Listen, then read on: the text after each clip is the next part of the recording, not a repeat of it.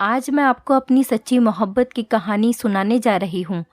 अगर मोहब्बत सच्ची हो और दिल से की जाए तो भगवान भी हमारा साथ देते हैं। मेरी माँ ने मेरी शादी एक 16 साल के लड़के से ज़बरदस्ती तय कर दी, लेकिन मैंने भी सोच लिया था कि मैं इस बच्चे को बेहोशी की दवा देकर रोज़ अपने आशिक को बुला लिया करूँगी। लेकिन इस समय मेरे पैरों तले से ज़मीन निकल गई जब कमरे में आते ही उसने मोहब्बत हर किसी के नसीब में नहीं होती। ये भी कहा जा सकता है कि मोहब्बत कोई आम चीज़ नहीं होती जो हर इंसान को मिल जाए। मुझे भी एक इंसान से मोहब्बत हो गई थी। उसके लिए मैं अपनी जान और अपना सब कुछ कुर्बान करने के लिए तैयार थी। अपने माता पिता, अपने ख़ानदान वालों से सबसे लड़ी थी। अपने माँ बाप को ये सब बताने के बाद मैं उनकी नज़रों में गिर चुकी थी। लेकिन मुझे पता था कि मेरी मोहब्बत मेरे दिल में भगवान ने डाली है।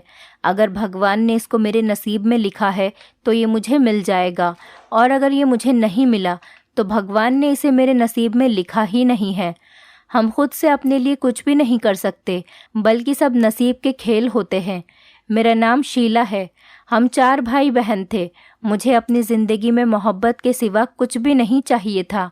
मैं एक गरीब घर की लड़की थी, जहाँ एक वक्त का खाना खाने के बाद दूसरे वक्त का खाना खाने के लिए मेहनत करनी पड़ती थी। हमारा घर भी बहुत छोटा था और वो काफ़ी टूटा हुआ था, लेकिन मेरे बाबा को कोई परवाह नहीं थी। हमारे साथ हमारी चाची भी रहती थी। मेरी माँ और मेरी चाची में आए दिन झगड़े होते रहते थे। ना कभी मेरी माँ और चाची की बनी और ना ही कभी हम बहन भाइयों की हमारी चाची के बच्चों से बनी। मेरी बड़ी बहन की शादी की उम्र हो चुकी थी। उनके लिए रिश्ते तो आते थे, लेकिन सबको ढेर सारा दहेज चाहिए होता था। लेकिन हम गरीबों के पास देने के लिए कुछ भी नहीं था। मैंने अपनी माँ से कहा, आपको क्या ज़रूरत है बड़े घर में दीदी का रिश्ता तय करने की? आप किसी हमारे जैसे ही घर में उनकी शादी कर दीजिए।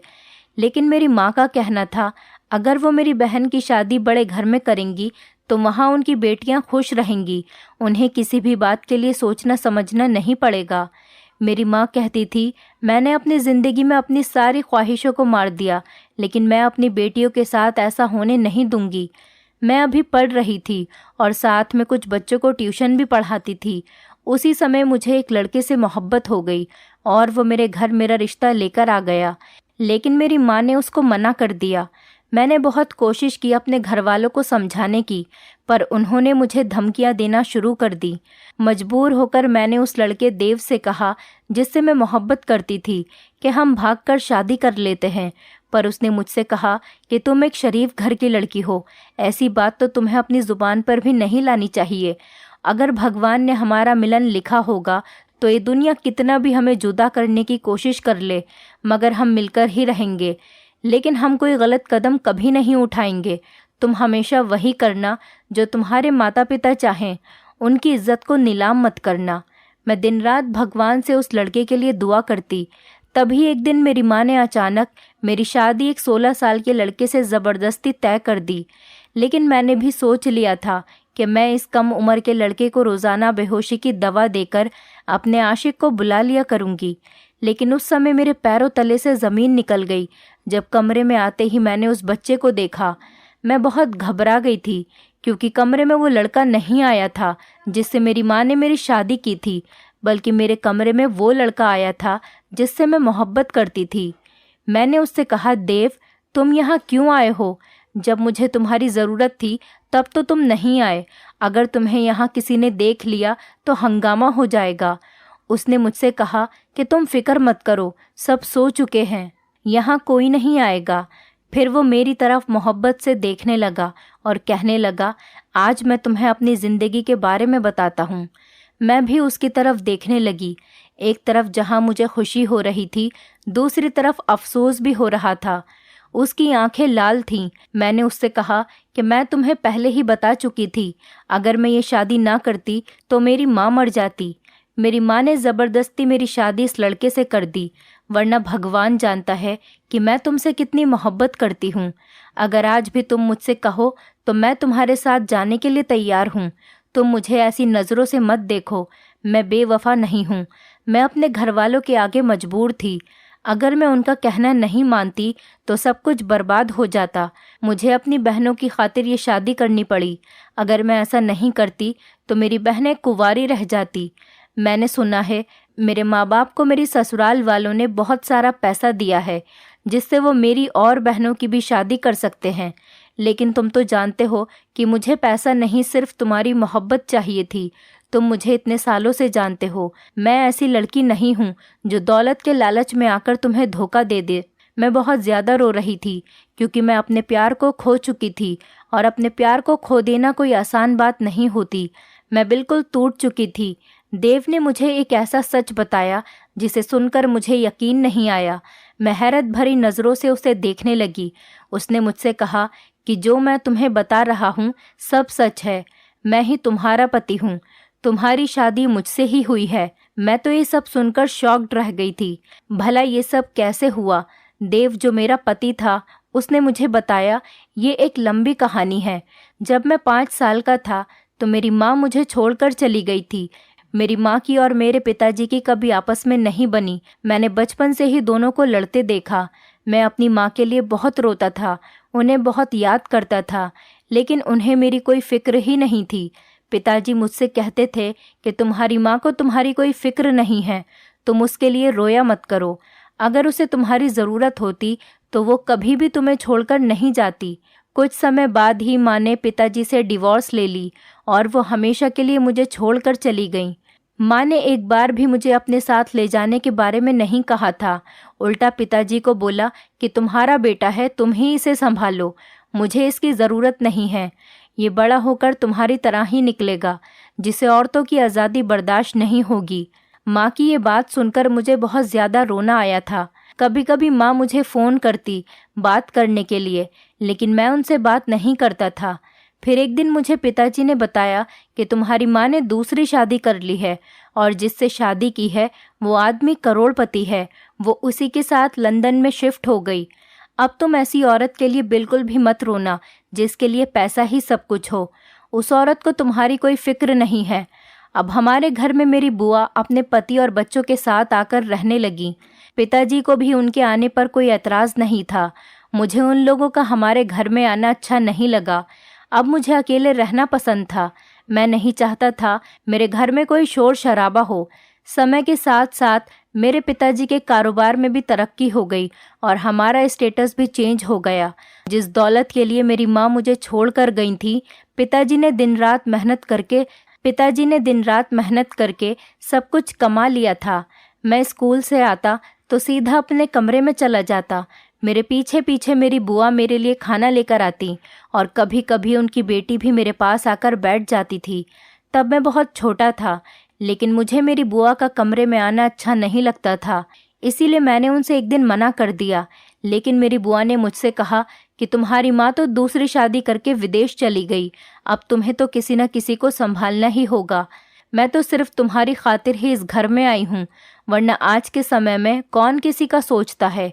उनकी ये बात सुनकर मैं खामोश हो जाता। पिताजी ने भी अभी तक दूसरी शादी नहीं की थी। मैं अपने पिताजी से कहता कि आप भी दूसरी शादी कर लीजिए, तो वो मुझसे कहते कि मुझे औरत ज़ात पर भरोसा नहीं करना। पिताजी की ये बात सुनकर मैं खुश हो जाता और सोचने लगता कि पिताजी मेरी खातिर दूसरी शादी नहीं कर रहे। शायद पिताजी मेरा प्यार बांटना नहीं चाहते। कुछ ही साल गुजरे थे, मेरे पिताजी ने भी दूसरी शादी कर ली। अब मैं बड़ा हो गया था और कॉलेज जाने लगा था। मैं कॉलेज से घर आया तो मैंने देखा कि मेरे पिताजी दूल्हा बने बैठे थे। उनके गले में हार पड़े थे और उनकी बराबर में एक औरत बैठी थी। मेरी बुआ मुंह बनाए खड़ी थी और उनके पति का मूड भी कुछ अच्छा नहीं था। पिताजी ने मुझसे कहा कि देखो बेटा, तुम कहते थे ना कि दूसरी शादी कर लो, तो आज मैंने दूसरी शादी कर ली। आखिर मैं भी कब तक अकेले ज़िंदगी जीता। मैंने पिताजी से कहा कि अगर आपको शादी करनी ही थी तो आपने पहले क्यों नहीं की? इस उम्र में आकर आपने शादी क्यों की? पिताजी ने कहा कि तुम्हारा क्या मतलब है कि शादी क्यों की? क्या मैं तुम्हारी खातिर पूरी ज़िंदगी ऐसे ही रहता? कल को तुम भी शादी करके अपने बीवी बच्चों में मगन हो जाओगे। शायद तुम्हें भी मेरी फिक्र न रहे। वैसे भी आज के ज़माने में माँ बाप को पूछता ही कौन है। मैं उसी समय घर से बाहर चला गया। माता पिता तो औलाद के लिए बहुत ज़रूरी होते हैं। उनकी कमी तो कभी कोई भी पूरी नहीं कर सकता। मैं बहुत देर तक सड़कों पर ऐसे ही घूमता रहा। देर रात जब मैं अपने घर पहुंचा, मैंने देखा कि कोई चोरी चोरी हमारे घर में घुस रहा है। वो मेरी दूसरी माँ के कमरे में गया था। मैं भी उसका पीछा करने लगा। मुझे लगा कि शायद कोई चोर है। माँ के कमरे के दरवाजे के पास पहुंचा तो मुझे उनकी बातें करने की आवाज़ आई। वो मेरी माँ का दोस्त था। वो उस आदमी से छुपकर बातें कर रही थी। कह रही थी कि कुछ दिन की बात है, मैं अपने पति के रिश्तेदार और बेटे को इस घर से निकाल दूंगी। ये सारी दौलत हमारी होगी। और वो दोनों बहुत हंस रहे थे। मैंने सोचा कि जाकर उनकी खबर लेता हूँ। मैं मुड़ा तो अचानक मेरी नज़र मेरी बुआ पर चली गई। वो रात को इस समय घर से बाहर जा रही थी। मैं सोच में पड़ गया कि वो इस समय घर से बाहर क्यों जा रही हैं। घर की औरतों को क्या हो गया था। एक छुपकर बंद कमरे में गैर मर्द से हंस हंस कर बातें कर रही थी और दूसरी रात के इस समय घर से छुपकर बाहर जा रही थी। मेरी बुआ चाहती थी कि मैं उनकी बेटी से शादी कर लूं ताकि मेरी सारी दौलत उनकी हो जाए, और उनकी बेटी जो मुझसे नहीं मेरी दौलत से मोहब्बत करती थी। और ये सब देखकर मेरा दिल बहुत ख़राब हो चुका था। मैं अपने पिताजी से भी बहुत ज़्यादा नाराज़ था। एक तो उन्होंने इस उम्र में शादी कर ली थी और शादी भी ऐसी औरत से की थी जो उनके काबिल नहीं थी। मैंने रात का सारा किस्सा पिताजी को बताया। उन्होंने मेरी बात का यकीन नहीं किया। उन्होंने मुझसे कहा कि सब औरतें तुम्हारी माँ के जैसी नहीं होती। इस बात पर मुझे बहुत ज़्यादा गुस्सा आया। मैंने उनसे कहा, आप क्यों हर बार तुम्हारी माँ करते रहते हैं? मैंने खुद उसे अपनी माँ नहीं बनाया।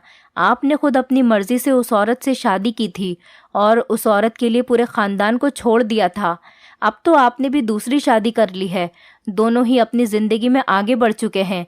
मैं तो आप दोनों की ज़िंदगियों में हूँ ही नहीं। आप लोगों के पास मेरे लिए समय ही नहीं है। पिताजी ने कहा कि तुम भी अपनी शादी कर लो। कल को तुम्हारे भी बीवी बच्चे होंगे तो तुम्हें रिश्तों की समझ आ जाएगी। तुम्हारी बुआ की बेटी बहुत अच्छी है। उसने सारा घर संभाल रखा है। तुम उसके साथ खुश रहोगे। मैंने पिताजी से कहा कि मुझे किसी ऐसी लड़की से शादी नहीं करनी जिसे मुझसे नहीं मेरी दौलत से प्यार हो। मैं ऐसी लड़की से शादी करना चाहता हूँ जो सिर्फ मुझे चाहे। ये कहकर मैं अपने कमरे में चला गया। मैं बहुत अकेला फील कर रहा था। कभी कभी तो मुझे ऐसा लगता था कि मैं डिप्रेशन का शिकार हो गया हूँ। मेरी दूसरी माँ मुझसे कहती थी कि जाओ अपने आप को किसी साइकेट्रिस्ट को दिखा लो। मेरी दूसरी माँ मेरे पिताजी के सामने मुझसे बहुत प्यार से बात करती थी। मेरी सगी माँ भी अपने बच्चों में बिजी थी। अब तो वो मुझे फ़ोन भी नहीं करती थी। मेरे पिताजी मेरा रिश्ता अपने दोस्त की बेटी से तय कर रहे थे। वो लोग मेरे घर के नीचे लॉन्च में बैठे थे। उसी समय मेरी बुआ की बेटी मेरे कमरे में आई और मुझसे कहने लगी, देव, मैं तुमसे बहुत मोहब्बत करती हूँ। अगर मेरी तुमसे शादी नहीं हुई तो मैं मर जाऊंगी। प्लीज़ मुझसे शादी कर लो। ये सुनकर मैंने उससे कहा कि ठीक है, मैं तुमसे शादी करने के लिए तैयार हूँ, लेकिन हम ये घर बार छोड़कर चले जाएंगे। हम अलग घर में रहेंगे। मैं कोई छोटी मोटी नौकरी कर लूँगा क्योंकि पिताजी तो मुझे इस घर से निकाल देंगे। वो हैरान हो गई और मुझसे कहने लगी कि मैं सोचकर बताती हूँ। मुझे उस पर हंसी आने लगी क्योंकि अगर उसे मुझसे मोहब्बत होती तो उसे सोचने की ज़रूरत नहीं पड़ती। उसी समय मेरी बुआ ने दरवाजे को बाहर से बंद कर दिया और शोर मचाने लगी। शोर सुनकर पिताजी और मेहमान भी ऊपर आ गए। मैंने दरवाज़ा खोलने की कोशिश की तो दरवाज़ा बाहर से बंद था। किसी ने भी ये बात नोटिस नहीं की। फूफा जी बाहर से दरवाज़ा तोड़ने की कोशिश करने लगे। मेरे दिमाग में तो ऐसा कुछ भी नहीं था जो हो रहा था। जब फूफा जी ने दरवाज़ा तोड़ दिया और वो अंदर आए तो उन्होंने अपनी बेटी के मुंह पर एक थप्पड़ मारा। पर बुआ ने कहा कि बेटी को क्यों मार रहे हो? इस लड़के से पूछो जिसने मेरी बेटी को बहलाकर अपने कमरे में बुलाया था। जब इसको मेरी बेटी से शादी ही नहीं करनी थी तो क्यों उसने उसे अपनी मीठी मीठी बातों में फंसाकर रखा था। पिताजी के दोस्त जो घर पर आए हुए थे वो पिताजी को बुरा भला कहने लगे और हमारे घर से चले गए। पिताजी ने मेरे ज़ोर से थप्पड़ मारा। मैंने पिताजी को कहा कि सब कुछ झूठ है। मैंने अपनी बुआ की बेटी से कहा कि तुम तो सब कुछ जानती हो ना, तुम पिताजी को बताओ कि सच क्या है। उसने भी कहा कि देव, मुझे तुमसे ये उम्मीद नहीं थी। तुमने मुझसे पहले मोहब्बत के वादे किए और अब इनकार कर रहे हो। तुमने मुझे खुद ही अपने कमरे में बुलाकर दरवाज़ा बंद कर लिया था। उसने पिताजी से कहा कि मैं देव के बच्चे की माँ बनने वाली हूँ, लेकिन अब ये मुझसे कहता है कि मैं हॉस्पिटल जाकर ये बच्चा गिरा दूं। इतना कहकर वो फूट फूट कर रोने लगी। मैं पिताजी को बार बार बता रहा था कि ये सब कुछ सच नहीं है, लेकिन उन्हें तो मेरी बात पर यकीन ही नहीं आया। वो मुझे बुरा भला कह रहे थे कि मैंने तुम्हारी परवरिश ऐसी नहीं की थी। तभी मेरे फूफा कहने लगे, अभी अपने बेटे की शादी मेरी बेटी के साथ करवा दो, वरना मैं किसी को मुंह दिखाने के काबिल नहीं रहूंगा। पिताजी ने किसी की कोई बात नहीं सुनी। वो मुझे धक्के मारकर घर से निकालने लगे। उन्हें मेरी आंखों में सच्चाई नहीं दिख रही थी, जबकि वो मुझे बहुत अच्छे से जानते थे कि मुझे औरतों से कितनी नफरत है। मैं तो अभी शादी भी नहीं करना चाहता था। पिताजी के जिद करने पर भी कि मैं उस लड़की से शादी करूंगा जो सिर्फ मुझसे मोहब्बत करती हो, मेरी दौलत से नहीं। उस रात मैं खाली हाथ अपने घर से हमेशा के लिए निकल गया था। मुझे नहीं पता था कि मुझे कहाँ जाना है। मेरा तो कोई दोस्त भी नहीं था जिसके पास मैं चला जाता। थककर मैं वहीं सड़क पर बैठा था और सोचने लगा कि पता नहीं भगवान ने मेरी किस्मत में क्या लिखा है। मुझे अपने पिताजी का यूं बदलता हुआ अंदाज देखकर बहुत अफसोस हुआ था। मैं अपने पिताजी से बहुत मोहब्बत करता था, पर उन्होंने मेरी बात का यकीन ही नहीं किया और अपने ही सगे बेटे को धक्के मारकर घर से निकाल दिया। मैं गुस्से में घर से ऐसे ही आ गया था। मेरे पास पैसे भी नहीं थे।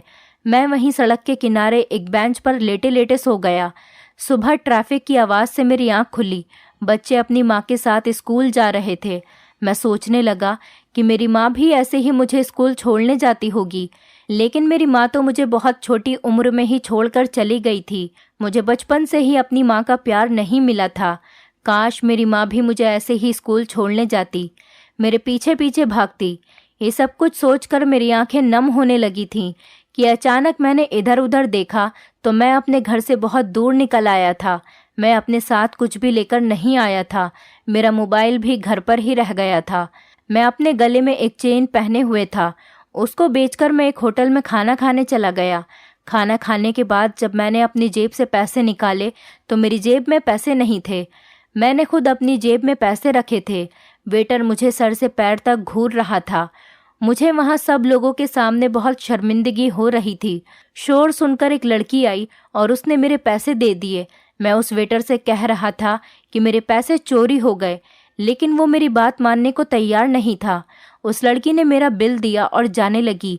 मैं भी उसके पीछे चला गया और उस लड़की से पूछा कि तुमने मेरे पैसे क्यों दिए? तो वो कहने लगी कि इंसानियत के नाते मुझे तुम एक शरीफ लड़के लगे, इसीलिए मैंने तुम्हारे पैसे दे दिए। मैंने उस लड़की से कहा कि मुझे अपना नंबर दे दो, मैं तुम्हें तुम्हारे पैसे जल्दी वापस कर दूंगा। लेकिन उस लड़की ने कहा, मैंने इंसानियत के नाते तुम्हारी मदद की है, अब मुझे अपने पैसे वापस नहीं चाहिए। वैसे भी आज मुझे मेरी पहली तनख्वाह मिली थी। मैं अपनी पसंद का खाना खाना चाहती थी। तुम क्या जानो, मेहनत से पैसे कमाना आसान नहीं होता। उसने मुझे अपना नंबर नहीं दिया और वहाँ से चली गई।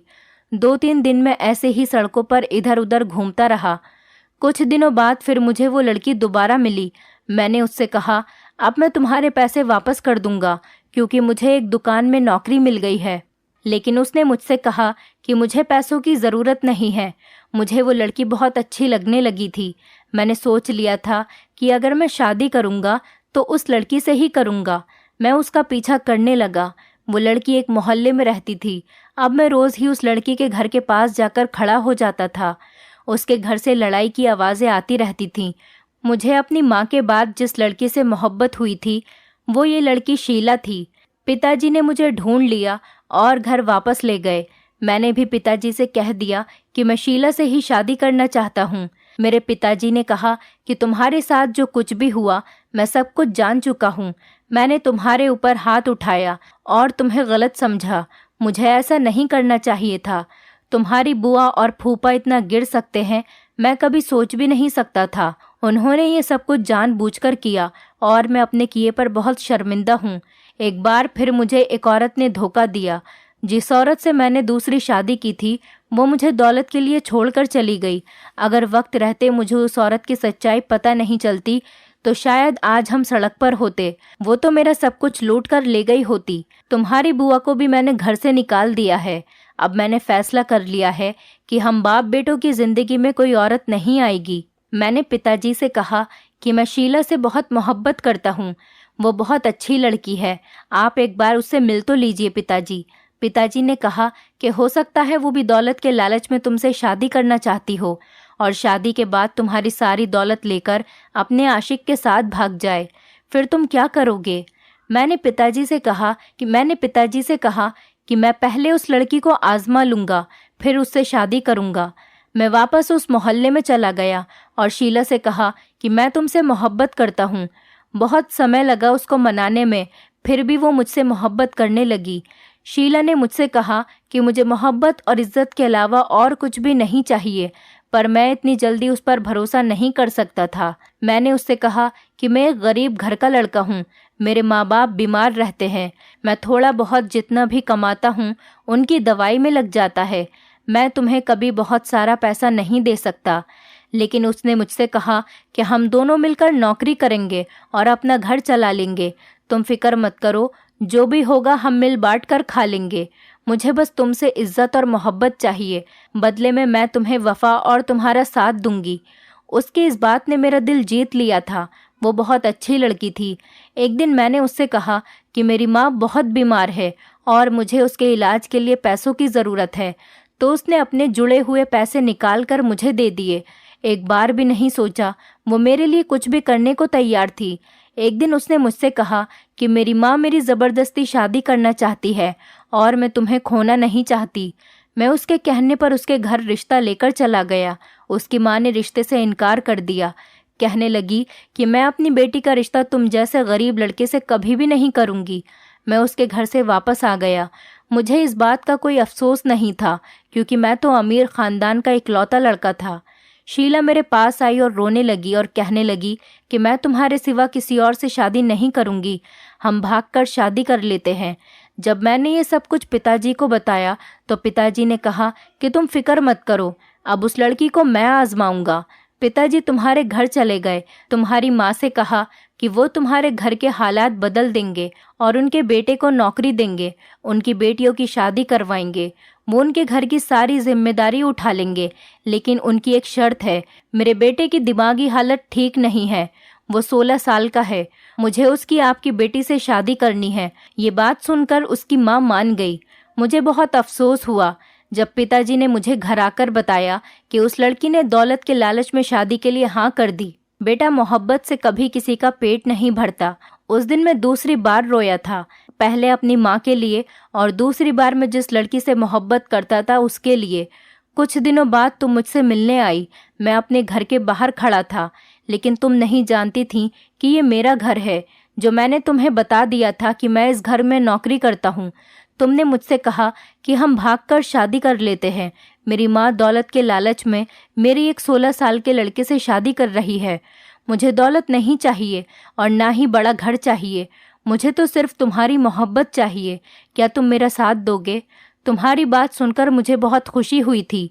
पिताजी ने भी हमारी सारी बातें सुन ली थीं, पर मैं उस दिन आ नहीं सका और तुमने मजबूरी में उस लड़के से शादी कर ली। तुम मुझे फ़ोन करती रही, मैसेज करती रही। मैं तुम्हें सरप्राइज़ देना चाहता था। तुमसे मुझे पहली बार मोहब्बत हुई थी और तुम्हारी शादी मुझसे ही हुई है। यहाँ मेरे घर में तुम्हें सब कुछ मिलेगा, कभी भी तुम्हें किसी चीज़ की कोई परेशानी नहीं होगी। तुम कभी मेरे साथ बेवफाई मत करना, मुझे छोड़कर मत जाना। मेरा पति मेरा हाथ पकड़कर ये सब बातें कर रहा था। उसकी आंखों में आंसू थे और मैं अपनी किस्मत पर हैरान थी, जैसे मैं कोई सपना देख रही हूँ। मैं बहुत ज़्यादा खुश थी। मैं भगवान का शुक्रिया अदा कर रही थी, जिसने मुझे इतना कुछ दे दिया था। मैंने अपनी मोहब्बत को पा लिया था। मेरी बहनों की शादी भी अच्छी जगह पर हो गई थी। मेरे भाई की नौकरी लग गई थी। मेरी माँ भी बहुत खुश थी। मेरी शादी को अब 5 साल हो चुके थे और हमारे 2 बच्चे थे। मैं अपने परिवार के साथ एक खुशहाल जिंदगी गुजार रही थी। दौलत सब कुछ नहीं होती। जिंदगी जीने के लिए मोहब्बत की ज़रूरत होती है और एक अच्छे साथी का मिल जाना भगवान के कर्म की बात होती है। जो लोग सच्ची मोहब्बत छोड़कर दौलत के पीछे भागते हैं, उन्हें दौलत तो मिल जाती है, लेकिन कोई मोहब्बत करने वाला नहीं मिलता। दौलत को छोड़कर मोहब्बत की कद्र करना सीखो। दोस्तों, उम्मीद करती हूँ आपको हमारी कहानी पसंद आई होगी। कहानी पसंद आई है तो वीडियो को लाइक करें, चैनल पर नए हैं तो चैनल को सब्सक्राइब करें और हाँ, नोटिफिकेशन बेल को ज़रूर दबाएं ताकि अगली अपडेट सबसे पहले आपको मिले।